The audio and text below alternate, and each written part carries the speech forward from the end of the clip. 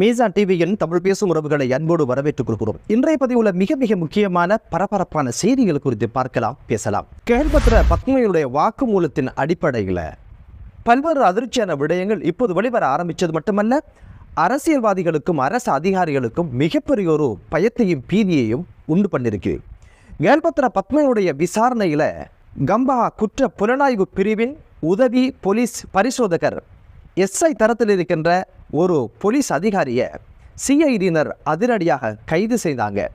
இதுக்கான காரணம் என்ன அப்படின்னு பார்த்தீங்கன்னா, கேள்பத்ர பத்மையுடன் தொலைபேசி மூலம் தொடர்பு கொண்டு பல்வேறு தகவல்கள் அவருக்கு வழங்கினது மட்டுமல்ல, கேள்பத்ர பத்மையினுடைய குற்றங்கள் எங்கெல்லாம் நடந்ததோ அதற்கெல்லாம் பக்கபலமாகவும் துணையாகவும் உதவியாகவும் இருந்தார் என்ற சந்தேகத்தில் தான் இந்த ஆசாமியை இப்போது CIDயினர் கைது செஞ்சிருக்கிறாங்க. இவர் ஒர்க் பண்ணது எங்க? குற்றப்புலனாய்வு பிரிவில். ஆனால் விசுவாசத்தோட வேலை செஞ்சது யாருக்கு?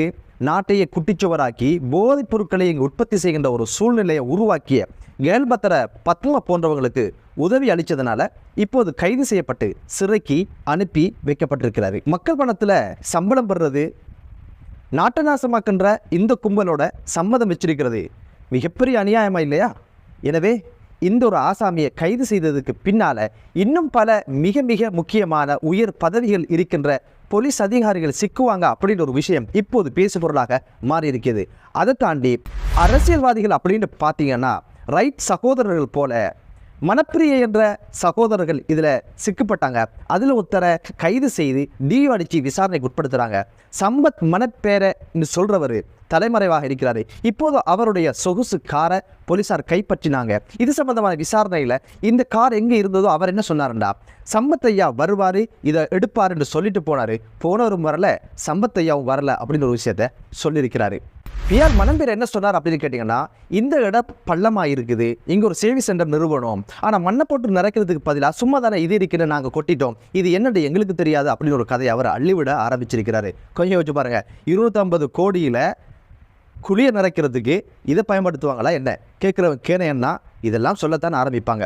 என்னதான் இருந்தாலும் இப்போது அரசியல்வாதியாக இருக்கலாம், அரசு அதிகாரியாக இருக்கலாம், இதுக்கு பின்னால் பல்வேறு கைதுகள் நடப்பதற்கான வாய்ப்புகள் இருக்குது. காரணம் என்ன அப்படின்னு பார்த்தீங்கன்னா, மே மாதம் அளவில் கேள்பத்ர பத்மே இவருக்கு போலியான ஆவணங்களை தயார்படுத்தி பாஸ்போர்ட் எடுத்து கொடுத்த குற்றச்சாட்டில் குடிவரவு குடியகழ்வு பிரதி கட்டுப்பாட்டாளர் அதிரடியாக கைது செய்யப்பட்ட சம்பவத்தையும் பார்த்திருந்தோம்.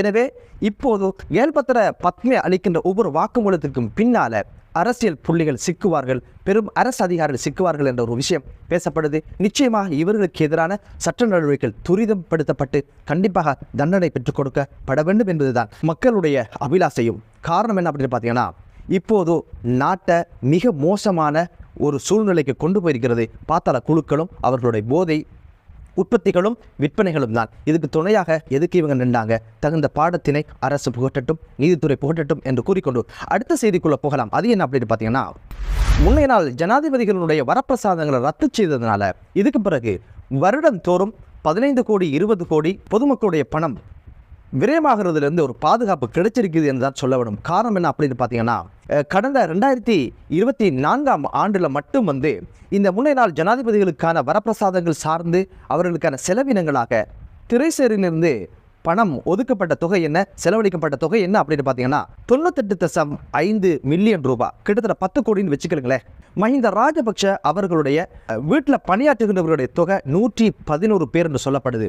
அதில் வைத்தியர்கள் 9 பேர், 8 சாரதிகள், 46 சிறப்பு நடவடிக்கை உரிய பணியாளர்கள் என்று 111 பேரை வச்சுத்தான் ஒரு மஹிந்த ராஜபக்ஷையும் அவருடைய மனைவியும் வாழ்ந்து வராங்க. அது மட்டும் இல்லை, அவங்களோட நாயை வளர்க்குறதுக்கும் ஒரு தொழிலாளருக்கு மக்கள் பணத்திலேருந்து செலவழிக்கின்ற ஒரு சூழ்நிலை எவ்வளவோ கொடூரமானது தெரியுமா? பெத்த பிள்ளைக்கு பால் கொடுக்கறதுக்கு பணம் இல்லை, பால் இல்லை. ஆனால் மஹிந்த ராஜபக்ஷ அவருடைய வீட்டில் வாழ்கிற அந்த நாக்கி ஒரு சேவகனுக்கும் நாக்கியும் சேர்த்து நமது வரிப்பணம் என்பது கொடுமையிலும் கொடுமை.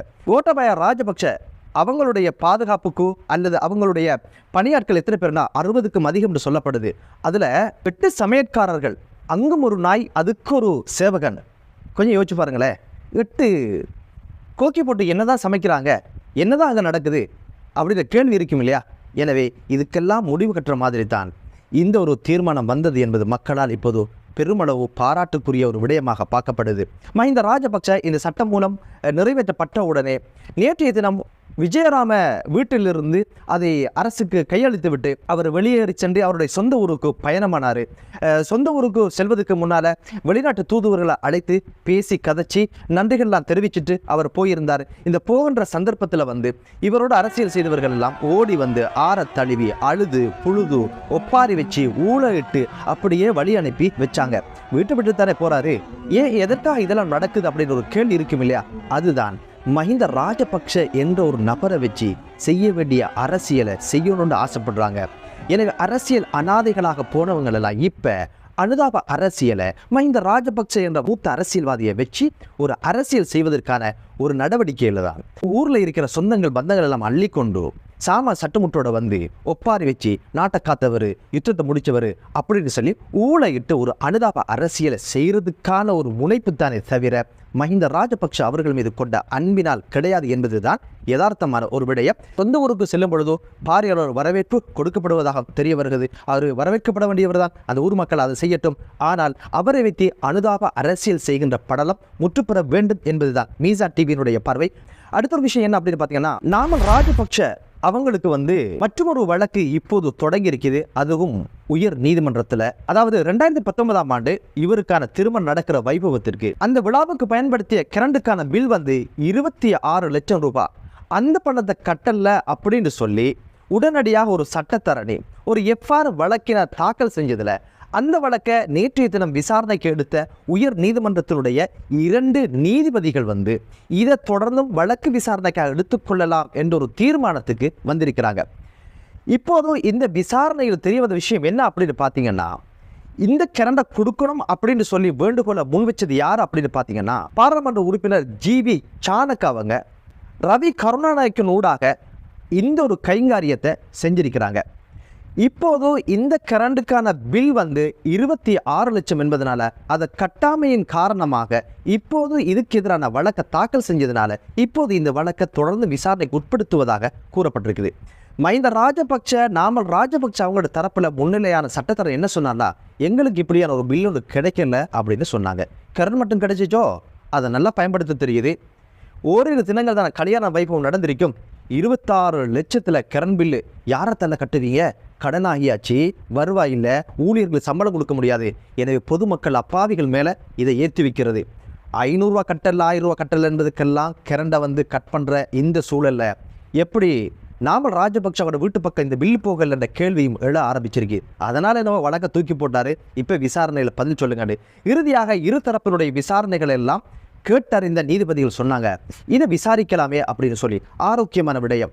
எனவே இந்த ஒரு விஷயம் குறித்து காலம் சென்ற பாராளுமன்ற உறுப்பினர் சனத் நிஷாந்த மஹிந்த ராஜபக்ஷ யுத்தத்தை முடிச்சவர் அவரை நிற்க வச்சு கேள்வி கேட்கிறதா, இந்த பணத்தை நான் கட்டுறேன் அப்படின்னு சொல்லி அவர் பணத்திலிருந்து கட்டி முடிச்சதாகவும் ஒரு செய்தி பார்க்க கிடைத்தது. பொறுத்திருந்து பார்க்கலாம் இந்த வழக்கு என்ன ஆக போகுது அப்படின்னு சொல்லி.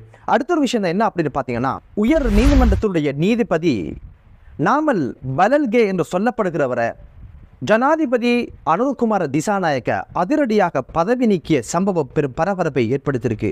இவருக்கு எதிரான பல்வேறு குற்றச்சாட்டுகள் நீதி சேவைக்கு அளிக்கப்பட்டதனால 477 குற்றச்சாட்டுக்களை முன்னிறுத்தி குற்றப்பத்திரிகை தாக்கல் செய்யப்பட்ட இவருக்கான விசாரணைகள் முன்னெடுக்கப்பட்டது. என்ன விசாரணை அப்படின்னு பார்த்தீங்கன்னா, இவர் முறையாக வழக்குகளை துரித கதியில் செயற்படுத்தி அவைகளை விசாரணைக்கு உட்படுத்துவதில்லை, அனைத்தையுமே ஒரு பக்கம் வச்சிடுறாரு அப்படின்னு சொல்லப்பட்டிருக்குது. அந்த விசாரணையை துரிதப்படுத்தி நம்ம கண்டறிஞ்ச விஷயங்கள் என்ன அப்படின்னு பார்த்தீங்கன்னா, கிட்டத்தட்ட 100க்கும் அதிகமான வழக்குகள் தொடாமலே விட்டு வைத்திருப்பதாகவும், இதை மோஷன் போட்டுத்தான் எடுக்க வேண்டிய சூழ்நிலை ஏற்பட்டிருப்பதாகவும், எனவே இப்படியான ஒரு மந்தகதியில் தான் இவருக்கு கீழால் இந்த வழக்குகள் நடைபெற்று கொண்டிருக்கிறது.